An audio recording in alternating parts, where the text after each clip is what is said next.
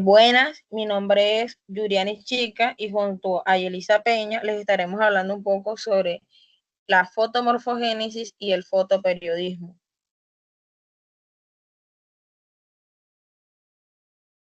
En esta presentación les estaremos eh, hablando sobre un contenido en donde estará una pequeña introducción, unos conceptos, características, clases o tipos de procesos, unos ejemplos generales y las aplicaciones y datos actualizados en las regiones de Colombia. Cabe resaltar de que desde el índice 2 se aplicará hacia los dos temas, es decir, se hablará primero de uno, de la fotomorfogénesis y luego del fotoperiodismo. Introducción. Bueno, aquí tenemos en cuenta de que como Colombia no cuenta con estaciones, sino que es una región tropical, ya que se encuentra ubicada en el Ecuador. Esta tiene una duración del día y de la noche que varía un poco a lo largo de todo el año y este rasgo hace que afecte la forma en que responden las plantas al fotoperiodo. Esto hace que muchos cultivos de especies durante todo el año tengan respuestas diferentes frente a la luz que puedan percibir. Cabe resaltar de que es muy importante saber y conocer cómo es el fotoperiodismo y la fotomorfogénesis en estas regiones de Colombia. Se tienen mejoramientos y también modificaciones genéticas como la ingeniería artificial, en donde se utilizan ya luces artificiales para la propagación de actividades fenológicas de las plantas. Aquí en esta imagen lo que podemos ver son unos receptores que participan en respuesta a la planta, receptores que perciben la luz en este espectro, desde la luz ultravioleta hasta el rojo lejano, tales como el criptocromo, carotenoide, la clorofila y los fitocromos, con respecto al espectro que puede ver en los humanos. Dentro del concepto de fotomorfogénesis tenemos los cambios en el crecimiento y la forma de la planta en respuesta a la luz. Esto es independiente a la fotosíntesis. Lo que podemos ver en la imagen es cómo la percepción de la luz hace que se activen señales, ya sean de hormonas, por esta luz, por la temperatura, por la gravedad, que llegan a los fotorreceptores como el fitocromo, que puede percibir luz roja o luz roja lejana. De allí pasa a una quitanasa que es un mensajero y hace que se activen unas respuestas como la expresión de los genes, los cambios en la permeabilidad de la membrana y también los cambios en el citoplasma. También otro mensajero secundario puede ser la concentración de calcio. Esos receptores se encuentran en toda la pared de la membrana celular. Entre sus características generales tenemos que estas tienen dependencia a la luz. Aquí la fotomorfogénesis lo que hace es que usa la luz como señal para dirigir su crecimiento. Aquí la planta va a cambiar su forma según cuánta luz recibe y de qué tipo. Un ejemplo en Colombia tenemos aquí el café del eje cafetero, donde se desarrollan hojas verdes si reciben la luz adecuada, incluso antes de hacer la fotosíntesis. Entre otras características tenemos que controlan la forma de la planta. Em, Aquí la fotomorfogénesis lo que hace es controlar cómo será el tamaño del tallo, el número de las hojas y la forma de la planta. Si no hay luz, la planta crece delgada, alargada y débil. De unos ejemplos tenemos aquí el tomate. Este fue cogido en Antioquia, donde dice que si hay poca luz, los tallos se estiran demasiado y con buena luz crecen fuertes y compactos. En otras características tenemos que este está regulado por fotorreceptores. Aquí las plantas tienen sensores de luz llamados fitocromos, donde reciben luz roja y luz roja lejana, y criptocromos y fototropinas, que son luces azules. Cada receptor responde tipo de luz diferente y activa genes específicos. En uno de estos ejemplos tenemos los viveros en Boyacá. Aquí lo que hacen es usar unas luces LED con colores especiales para activar los receptores correctos y controlar el crecimiento. En la clase de procesos de la fotomorfogénesis tenemos el estiramiento del tallo en la oscuridad y el control de la luz. Aquí cuando una semilla germina en la oscuridad, por ejemplo, bajo tierra, su tallo crece muy alargado y delgado buscando la luz. Pero cuando detecta la luz, ese crecimiento descontrolado se frena y la planta comienza a desarrollar hojas y clorofila. Un ejemplo de esto en Colombia son las plántulas de tomate en invernaderos de Antioquia. Por ejemplo, si se germina sin suficiente luz, los tallos se estiran demasiado. Los productores usan luces rojas y azules para controlar el crecimiento y formar plantas más fuertes y compactadas. También tenemos aquí el movimiento hacia la luz, que es el fototropismo. Cuando una planta recibe luz desde un solo lado, su tallo se curva hacia esa dirección. Esto se llama fototropismo y le permite maximizar la capacidad de luz. Un ejemplo de Colombia son los girasoles en cultivos ornamentales de Cundinamarca. Estos cultivos se orientan hacia la fuente de luz y los productores regulan la posición de la luz para que esta planta crezca en derechas y no se doblen tanto hacia un solo lado. También tenemos la producción de hojas verdes y cloroplastos. Aquí una planta que crece sin luz desarrolla hojas pálidas o amarillas, pero al recibir la luz, esta activa la formación de cloroplastos y se vuelve verde. Esto es vital para comenzar la fotosíntesis. Un ejemplo en Colombia es el café del eje cafetero. En los viveros lo que hace es que las plántulas de café crecen primero bajo sombra para que no se estresen y luego se va exponiendo poco a poco. Así desarrollan bien sus hojas verdes sin quemarse. Otro de los procesos lo podemos ver en los fotorreceptores. Estos fotorreceptores se componen de una proteína vinculada a un pigmento llamado cromóforo, que al absorber la luz causa un cambio en la forma de la proteína y esta altera su actividad e inicia una vía de señalización. Entre los fotorreceptores están los fitocromos, los criptocromos y la fotoclorina. Los fitocromos poseen dos formas.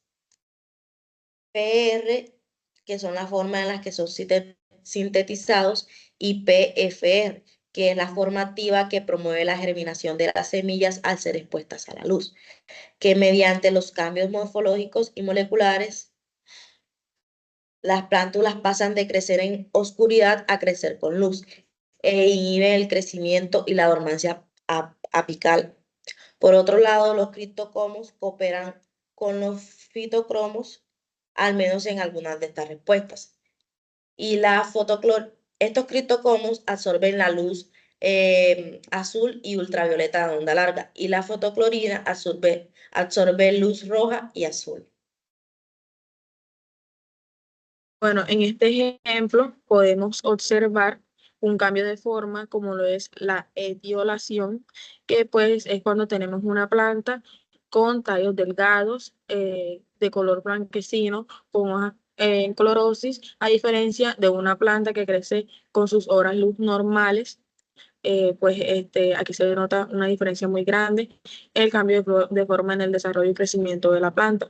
Aquí también podemos ver algo denominado nictinastia en leguminosas, una planta conocida como la dormilona, ya que ésta puede abrir sus hojas en el día y cerrarlas en la noche. Eso es lo que demuestra esta gráfica y también lo podemos ver en la imagen.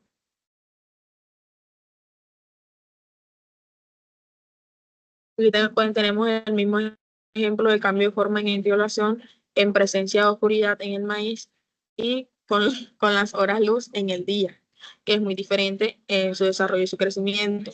En esta tabla podemos ver la comparación de algunas variables como el número de raíces, la longitud de raíces, el diámetro del tallo, la longitud del tallo y el área foliar de dos plantas, liliópsida y magnoliópsida.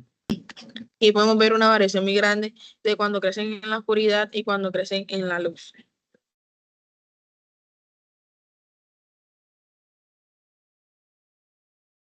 En el concepto de fotoperiodismo tenemos que pues esta es la capacidad que tiene la planta de percibir cuándo florecer, eh, digamos, en cuándo saber cuándo florecer. Aquí podemos ver un ejemplo de plantas de día largo, en donde ellas florecen cuando los días son largos y se cumplen las horas. Ellas no florecen cuando tienen un día corto y la noche es larga.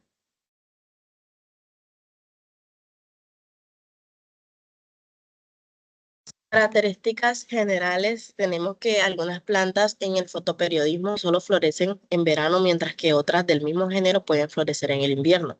Todo depende de la asociación entre el ciclo de luz y la genética de la planta. Por ejemplo, la luz roja y la luz azul, ambas presentes en la luz solar, juegan un papel importante en el desarrollo de las plantas. Este fotoperiodismo está dividido en tres tipos de plantas.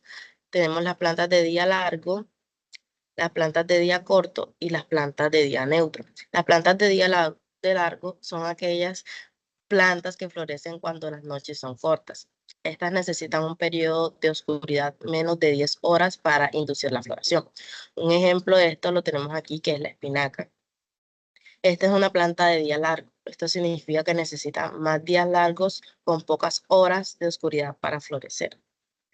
En Colombia, la región de climas templados, como en la sabana de Bogotá, tienen inviernos cortos y días largos durante la primavera y el verano. En estas condiciones, la espinaca florece porque recibe suficiente horas de luz durante el día. Las plantas de día corto. Aquí tenemos que estas plantas son las que florecen cuando las noches son largas. Estas necesitan un periodo de oscuridad superior a 12 horas para iniciar la floración. Un ejemplo de esto es la soya. La soya es una planta de día corto, lo que significa que necesita noches largas para florecer. En Colombia, en regiones como los llanos orientales, que tienen un clima tropical, el cultivo de la soya se adapta a las estaciones del año. Durante la temporada de mayor oscuridad, que es a final de año, las plantas de soya comienzan a florecer, lo que permite que se produzcan frutos en un periodo específico de tiempo. Si las noches son cortas, por ejemplo, durante el verano, las plantas no florecerán adecuadamente. Y por último, las plantas de día neutro. Estas son plantas que florecen independientemente de la duración del día o de la noche. Un ejemplo lo tenemos aquí, que es el maíz. Esta es una planta de día neutro, lo que significa que lo que acabo de decir, que no depende de la duración del día ni de la noche. En Colombia, el maíz se cultiva en todo tipo de climas, desde zonas cálidas hasta más frías, y no depende de la duración del día para comenzar a florecer. Seguimos con las clases o procesos. En esta tenemos el crecimiento vegetativo. En este crecimiento vegetativo se dice que la duración del día también afecta al desarrollo de las hojas, tallos y raíces. En los climas de Colombia, con buena radiación solar constante, el fotoperiodo favorece cultivos que requieren mucha luz. Un ejemplo de esto es la caña de azúcar, que está en el Valle del Cauca. Aunque no depende del fotoperiodo para florecer, su crecimiento vegetativo se ve favorecido por días largos y una buena radiación. Em, También tenemos la formación de tubérculos. Estos en algunos cultivos como la papa, el número de horas de oscuridad favorece la formación de los tubérculos incluso antes de que florezca. Un ejemplo de esto es la papa en Nariño o en Boyacá. Aquí la papa responde bien a fotoperiodos cortos para formar tubérculos. Por eso se programa la siembra en temporadas donde haya noches más largas, como de septiembre a enero, para mejorar su producción. Y por último tenemos la germinación de semillas. Aquí algunas semillas necesitan condiciones específicas de luz para germinar correctamente. Un ejemplo de esto es el café. Em, Esto puede ser en el eje cafetero, Caldas, Quindío, Risaralda, norte del Valle del Cauca. ¿Qué pasa con el café y la luz? Aquí las semillas de café no germinan bien si están expuestas directamente a la luz. Aunque no necesitan oscuridad total como algunas especies, estas requieren sombra parcial o luz difusa. Esto porque em, la luz altera la temperatura del sustrato, seca la semilla antes de activar las enzimas de germinación y desactiva o inhibe ciertas hormonas necesarias para el desarrollo de la radícula. Por lo general, pues lo podemos observar en el café como anteriormente estaba mencionado y pues este es un estudio que se hizo en diferentes fincas en donde pudimos ver el porcentaje de germinación según el periodo de luz entre agosto, septiembre y octubre. También entre febrero, marzo y abril, y mayo, junio y julio.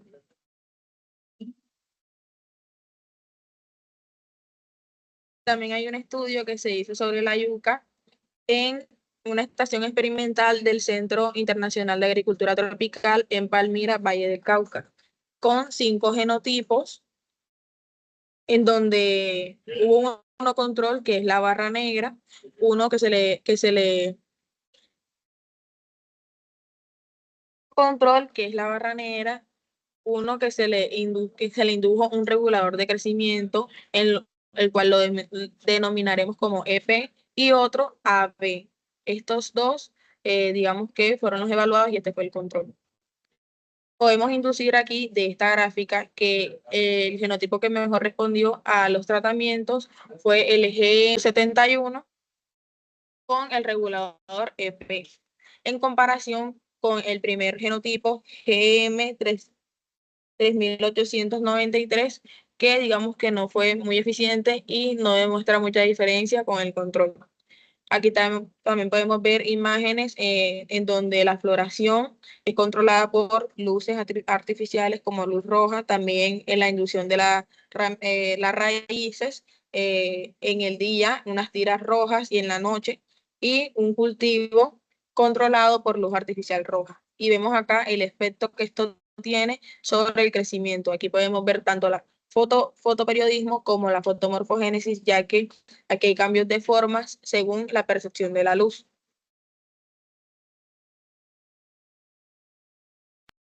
Bueno, otra aplicación en ese mismo estudio fue una de estas gráficas en donde se demuestra los días después de la siembra y el número acumulado de eventos de floración por planta. En estos tratamientos, pues se evaluó cada uno por diferente, en cada genotipo. Estos son cada uno de los genotipos, y las líneas representan: la azul el día natural, la rosada la extensión de fotoperiodo más el regulador ETFON, es LP, que anteriormente había mencionado, y la naranja es la luz roja sin ETFON. Aquí este no se aplica, solamente se aplican en unos tratamientos, y de igual forma para cada uno de los genotipos. Por último, tenemos unas tablas en donde en donde se evalúa el índice de crecimiento en 3 cultivos: fresa, acelga y calas, con coberturas de color diferente: azul, roja, verde, amarilla, transparente, y un control. Vemos que se comportan diferentes cada una para el respectivo recepción de luz. En conclusión, esta tabla es una expresión clara de la fotomorfogénesis, porque demuestra cómo los distintos espectros pueden afectar el crecimiento de la fotosíntesis y también la respuesta del desarrollo en condiciones reguladas con respecto a la percepción de los fotorreceptores, tanto en la altura, el número de hojas, el área foliar y también la biomasa seca. Aquí está la otra parte de la tabla, las referencias, y ya, muchas gracias.